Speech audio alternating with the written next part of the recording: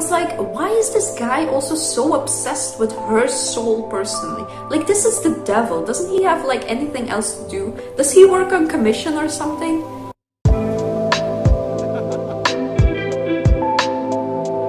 You know, I should have listened to Alex Turner when he said, don't believe the hype. Because, as always, he was right. The Invisible Life of Addie LaRue. Surprise, surprise, I didn't like a book. Guys, I swear I'm not doing this on purpose. It just happens. These books just find me. This book is a perfect example of everything that I dislike about capitalism and art and the publishing world of today. And we'll get into it. Before you click away because you loved this book or you really enjoyed it and you don't understand why I again dislike something, it's like a hobby at this point. It's like at this point I just naturally hate everything that everyone else loves on BookTube, Bookstagram, any book that is popular. I'm just like, I'm going to hate this, aren't I? And to be honest, it's not like I hated this book, but I kind of hate everything that it stands for, and that's capitalism, and this is going to be an entire thing, so let's jump into it. The Invisible Life of Addie LaRue by V.E. Schwab. This was my first book that I read from this author, and yeah, first impressions. Why?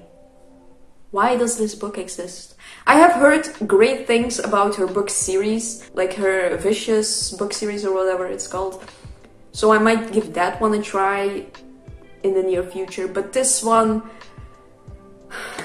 again, just wasn't for me. And yeah, let's talk about it. What I mean when I say that this book is a perfect example of capitalism and the publishing world of today is that this book is meant to sell. It's very sellable. I completely understand why people love it. Or like, maybe not love it, but like it. I completely understand why people like it. I went into it thinking I was going to like it. I started out reading it and I was enjoying myself. And then it became very meh, very quickly. And sometimes things that are meh are even worse. The summary of this book is that it's a Faustian retelling, another Faustian retelling, about making a deal with the devil, basically. What I knew going into this book was that there was like some kind of dark romance or kind of relationship thingy going on with the main character and what I assumed was the devil. The main character was like living a very long life. That's kind of the basic knowledge I had going into this book. See, my problem is, for a Faustian retelling, it doesn't do anything really. It doesn't bring anything new to the table. It doesn't do anything original. This might sound insane to some people because this is like a very highly praised book. People have said that it's so creative, so original. I mean, starting off, it's already a retelling of something. And not even the first one. Not even the first one. It's like another retelling of this very popular story, a very popular kind of trope. It was also nominated for Fantasy Book of the Year, I believe, which kind of baffles me again. Like, what? Fantasy Book of the Year? I mean, on the one hand, again, like my entire point is that I get that people like this book because you're meant to. It's very easy to kind of enjoy. It's sellable. It's like, if you know what I mean. Being nominated Fantasy Book of the Year, I believe that, especially if there were other books that were more polarizing. That's the thing with this book. It's like very safe. If there were other books in that year, in that category, that were like I said, polarizing, that people either hated or loved, I kind of see this book like climbing up the ranks in between. That's the whole thing with this book. I'm going to get into details, but it's just, it felt very meh to me. Another thing I want to get into is that people are so adamant about this book being adult fiction. And I'm like, is it though? Because I don't understand. Like, I read it and I was like, I was one of those people that was convinced this was YA. And it's, I'm still convinced it's YA, to be honest. Like, I know people really want everyone to believe that it's marketed as adult fiction. Why? I don't know. Like, let's be honest. Let's really be honest, guys. What about this book makes it adult fiction? Aside from the fact that it's marketed as adult fiction.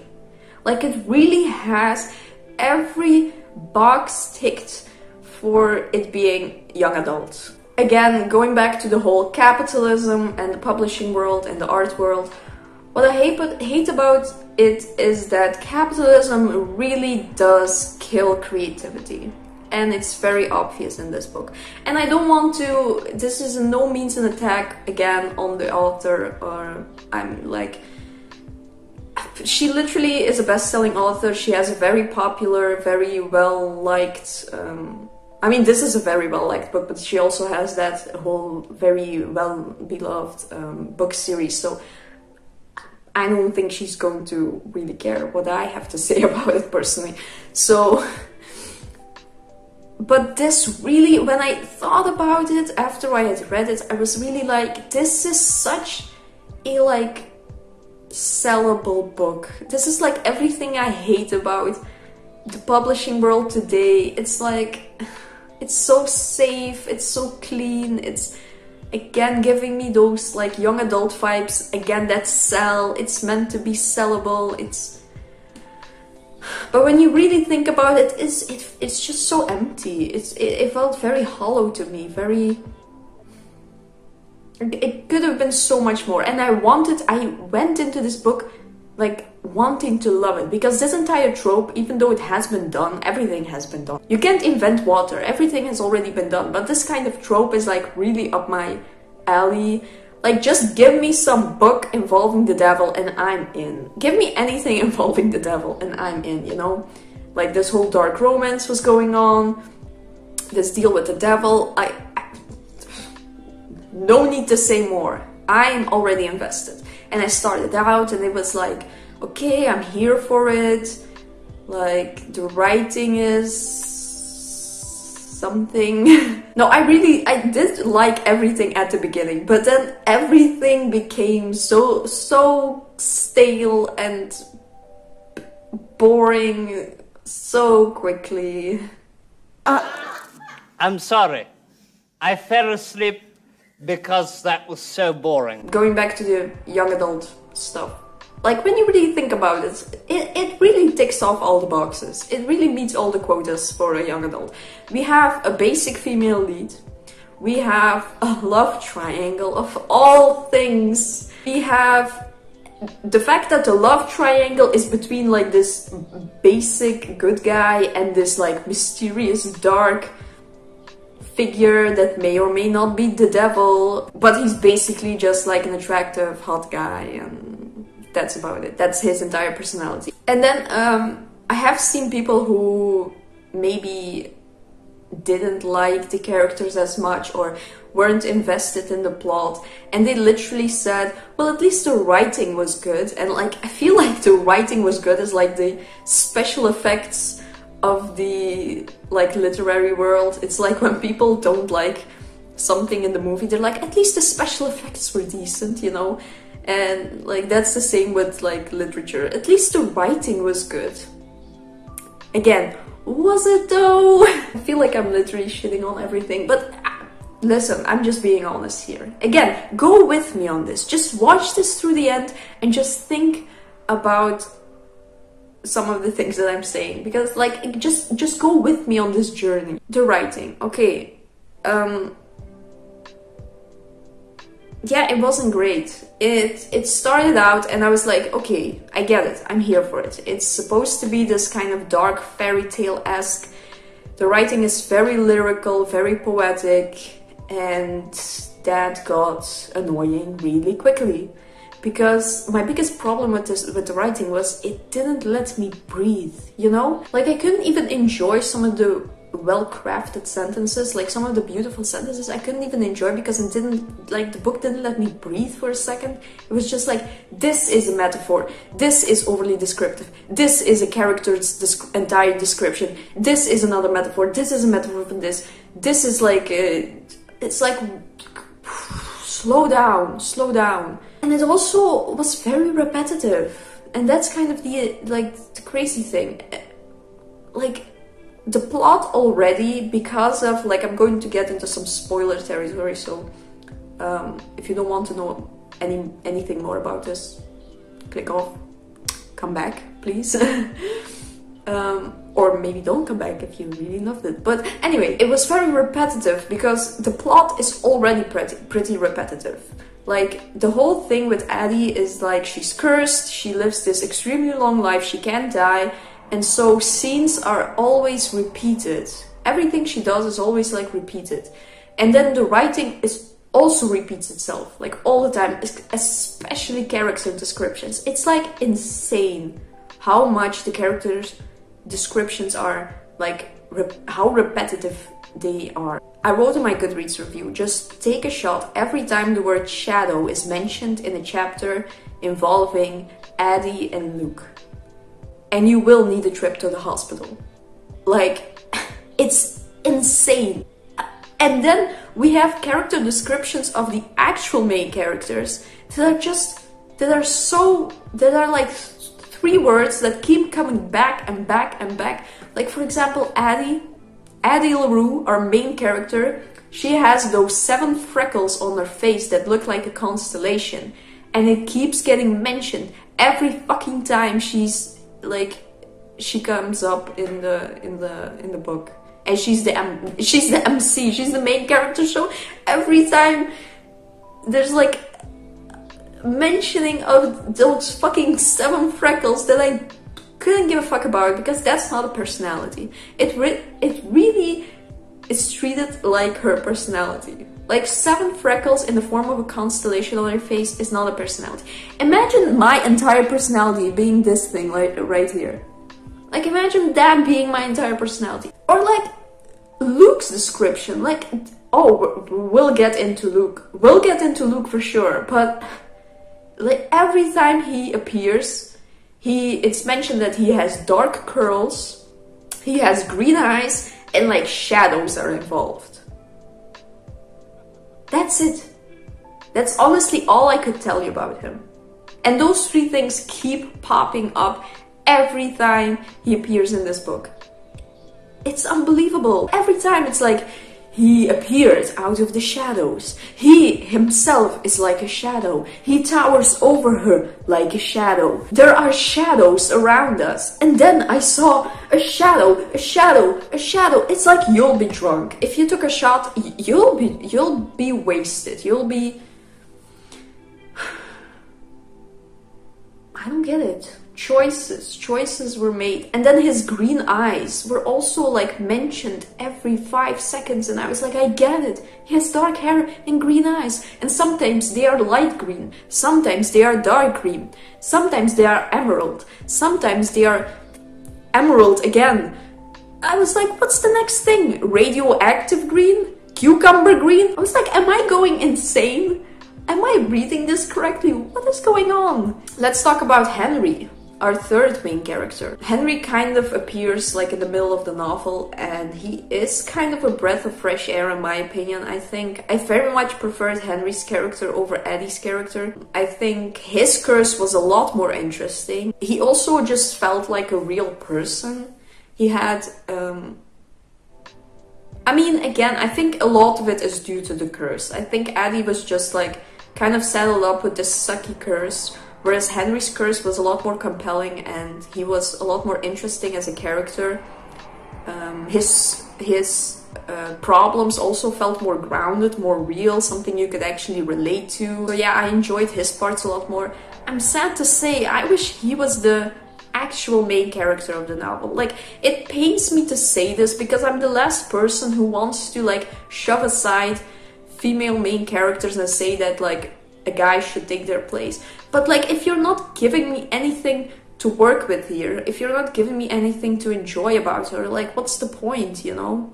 Like, Henry got the better curse. It sounds like he made the better deal with the devil. He got the better curse. He got the better character. I don't know. He was just a better character. Did he save this book for me? No, not really, but at least like he was giving me something, you know? Like, I just imagine if he would have been the main character, and maybe he would have this like dark romance with the devil, you know? And yeah, I wrote down that Addie basically has no character aside from those 7 freckles that look like a constellation on her face, which also never comes into play or anything. It doesn't mean anything. It's just something that, like, again, I think that's a perfect example of showing you that this was, her character was very, what is the word I'm looking for? Superficial. It was so superficial, her character. She had no clear motivations. She was so superficial. And I mean, kind of everyone was superficial, but especially Addie and Luke in this novel. They had, I never got their motivations. With Addie, at one point, she's like so lonely and depressed and sad. And then the devil shows up all the time being like, hey, you want to give me your soul now? You want to give up?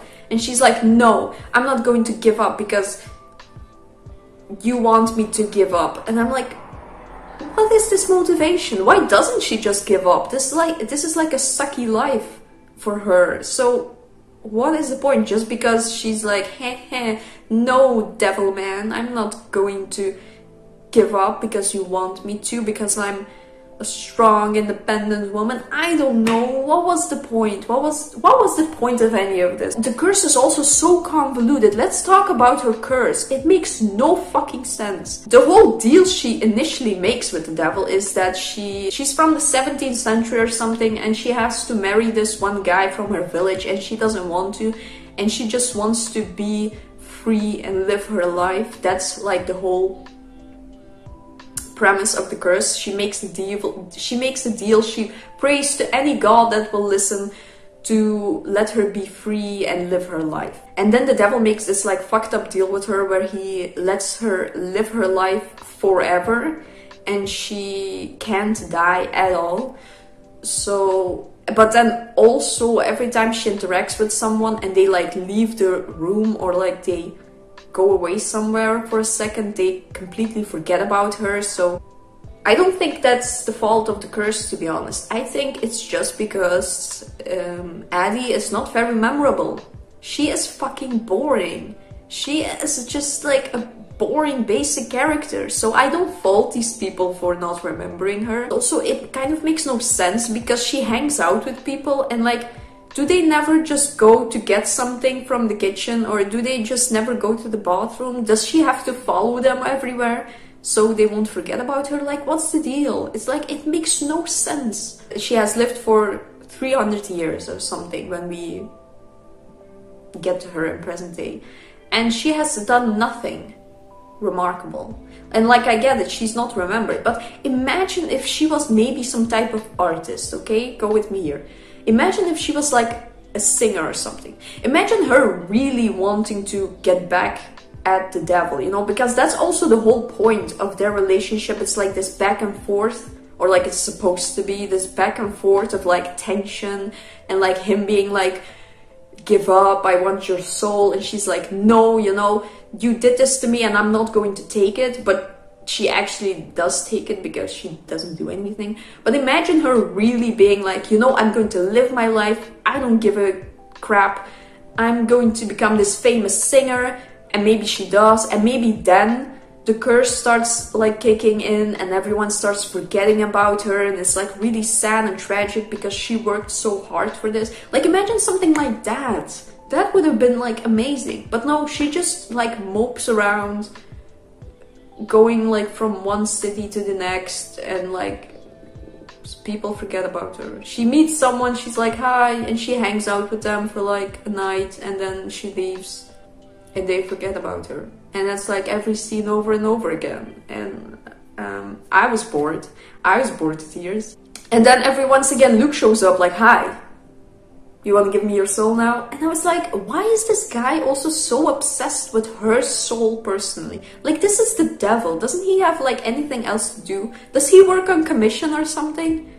Like, is that why he really, like, he's so desperate for her soul? And again, aside from their interactions are also, like, the most interesting interaction they had was the one at the beginning, like the first one. That was also the one where I was still invested. I was like, okay, I'm here for it, you know. She makes this deal in the forest and, like, this devil rises up. And I mean, again, he's like a hot guy out of the shadows, very unimaginative, uncreative. We've never seen that before, you know, but okay, I'm here for it. It's a little clean, it could have been more, you know, but hey, at least it's going to go somewhere, right? Right? No, it doesn't go anywhere. You've already seen some kind of version of this, or like you've already read some kind of version of this. Him as the devil, he could have been anyone. He could have been some random guy from the street. He could have been any other villain type character in a young adult novel. It really doesn't matter. Come to think of it, she gives him the nickname Luke, short for Lucifer, although shouldn't it be like loose? Maybe it is loose. I don't know how you pronounce it. I, in my head, pronounced it as Luke. But anyway, my point being is, I think that was a metaphor for him being a watered down version of Lucifer. Just some guy named Luke. And he is literally the equivalent to, like, a glass of Coca-Cola where the ice has already melted and you've left it out too long in the sun and it's like lukewarm. You know? That's his character. His character is like lukewarm. It's like the devil. Like, how can you make the devil boring? That's like something I just can't understand. Hashtag not my Satan. Hashtag not my devil, you know? Like, at one point, like, when Addie tries to make like another deal with him to save Henry's life, we'll get to that. He like invites her to go to a restaurant, and like the whole thing is that he can go in without a reservation in a restaurant in New York. And I was like, is this like the grand scheme of the is this like the extent of his powers as the devil? He can walk into a restaurant without a reservation. Like, he basically has the same powers as Miranda Priestley from The Devil Wears Prada, and at least she has Prada. What does this dude have? I don't know, dark hair and green eyes, that's all I got. The ending, oh god, when I thought it couldn't get any worse. The ending. First of all, there are like 5 endings, it just keeps going. It's like The Return of the King, only bad. Spoilers for the ending. Addie LaRue makes another deal with diluted Satan, and she asks him to take her soul and her life to then spare Henry. So we have our main character give up, finally, after all these years of not wanting to do it, finally giving up to save a man she has known for a couple of weeks. Guys, are we really doing this? Are we really doing... Nominated for Best Fantasy Book of the Year. Then the next ending, that's one of the endings. Then the next ending, the actual ending comes in, where to thank her, Henry writes a book about her. Because of course he does. Because we've just entered like a Lifetime Hallmark movie. He writes a book about her, and I kid you not, it's called The Invisible Life of Addie LaRue. I can't even say it with a straight face. When I read that, I was like, what the fuck is going on? It was cringe when Game of Thrones did it 2 years ago. I wrote this book and called it A Song of Ice and Fire. Now imagine if they had actually fucking called it, like, it was already stupid, but imagine if they had also called it A Game of Thrones. I don't know, what did I just read? Nominated for Best Fantasy Book of the Year. So yeah, he writes this book about her. And then his friend is also like, you know what? I'm also going to write my thesis on her. Nominated for Best Fantasy Book of the Year. Also, what did he even write about? He wrote a book about her life. What life? What did she do? I couldn't tell you. Is it just this book? Did he just write this book? Is this the... Nominated for Best Fantasy Book of the Year. Okay, so if you've made it this far, thanks, I appreciate it. Maybe you can see my point. Why I did not like another book. Why I did not like this book. The Invisible Life of Addie LaRue. The incredibly boring life of Addie LaRue. Whatever you want to call it. No, would not recommend. If you want a Faustian retelling that's actually interesting, probably just go read Faust. Read anything else. There are so many more interesting books involving a deal with the devil out there. It's like I don't see the point of this book. I don't understand why it exists. I really don't get it. You know, honestly, I would have made a deal with the devil just to not have to read this book again, ever.